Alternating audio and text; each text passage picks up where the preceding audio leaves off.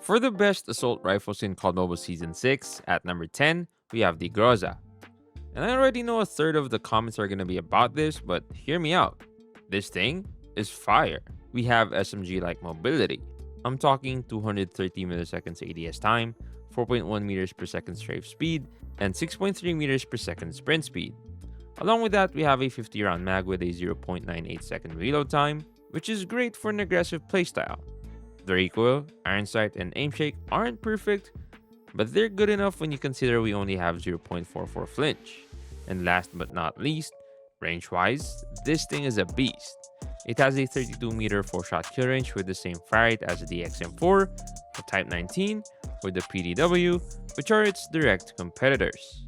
Overall, if you decide to reject the flex aspect of the Type 19 or XM4, you basically have a PDW on steroids. At number 9, we've got the M13. It's a reliable, no-nonsense flex AR.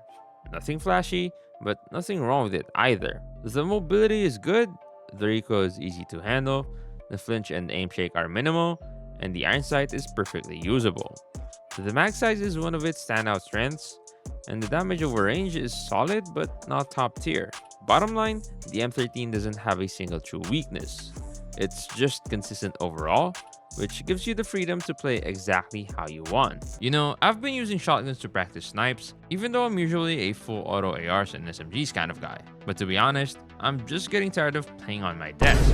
And let's be real, trying to play with this tablet on the bed just isn't the move.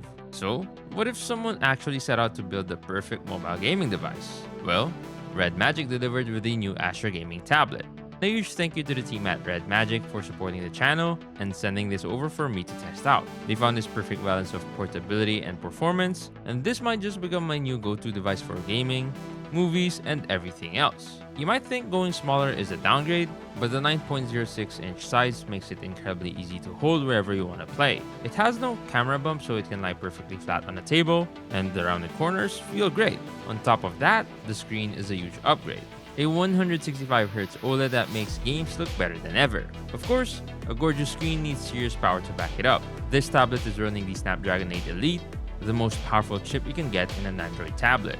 That power, combined with their enhanced ICE-X cooling system, leads to some crazy results. In REDMAGIC's own lab tests, after a full 60-minute gameplay session, it stayed at 40.1 degrees Celsius while maintaining a high frame rate. For me, it's made playing with shotguns to practice my snipes feel incredibly smooth. Now, when I get tired of being at my desk, I can just go to the bed and keep playing, or end up watching my favorite videos. If you're ready to experience peak mobile gaming, hit the link in the description to check out the REDMAGIC Astra Gaming Tablet for yourself. Here's the Gunsmith for your trustworthy M13. Coming in at number 8 is the BP50. In a way, it plays a similar role to the M13. It's mobile, stable, and easy to control, but it trades mag capacity for much better range. The BP50 has about 10 more meters of good time to kill range, but you're working with half the ammo and a slower reload compared to the M13. So, which one should you pick? If you're playing slow or holding angles in S&D, the BP50 is the better choice. You won't feel the mag limitation as much. In respawn modes, however, the M13 is the safer, more forgiving option. In 7th place, we've got the KN-44. This is your classic 4-shot kill AR. Mobility-wise, yeah, it's a standard AR, so it's not winning any sprint races. But compared to similar guns like the LK-24, it feels pretty fast. Now, the reason it's not ranked higher is simple. The recoil. Even though the flinch resistance is good, the iron sight is clean, and the aim shake isn't a problem, the recoil holds it back. With a classic AR like this, that's a deal breaker for consistency. That being said, the KN-44 works on basically any map. If you're ever in doubt, pick this gun. You'll be fine. At number 6, we have the LK-24. It's very close to the KN-44 in terms of its role, but where the M13 and BP50 trade mag size for range, here it's all about mobility versus stability. And the LK-24 by far is the most stable AR in the game. The recoil is a laser, the aim shake is almost non-existent, and everything about it feels smooth. The downside? It's slow. Sprint speed, ADS time, strafe speed, it's all sluggish. But if you're not comfortable using something like the Odin and you want to play safe and passive, the LK24 is hands down the best pick for that role. It's absolutely worth trying. At number 5, you have the HVK30. Some people were wondering why it didn't make the top 10 overall weapons list, and the answer is simple. In this meta, if you're not an Odin or a classic flex AR, you're gonna struggle. The HVK is no exception. That said, the HVK30 still has one major trick up its sleeve: raw time to kill. With a large caliber ammo, it can 3-shot kill with 180 millisecond time to kill. That's faster than most SMGs. It's brutal up close. The downside? The mag. You only get 28 bullets and the reload isn't quick enough to compensate. So yeah, the ammo limitation holds it back in respawn modes. But if you're playing slow or running SND, the HVK30 is absolutely worth picking up. It's made for that style. In 4th place, we've got the Type 19, the more passive member of the Flex AR duo. Since the sprint speed nerf, it moves at 5.8 meters per second, which is starting to feel slow.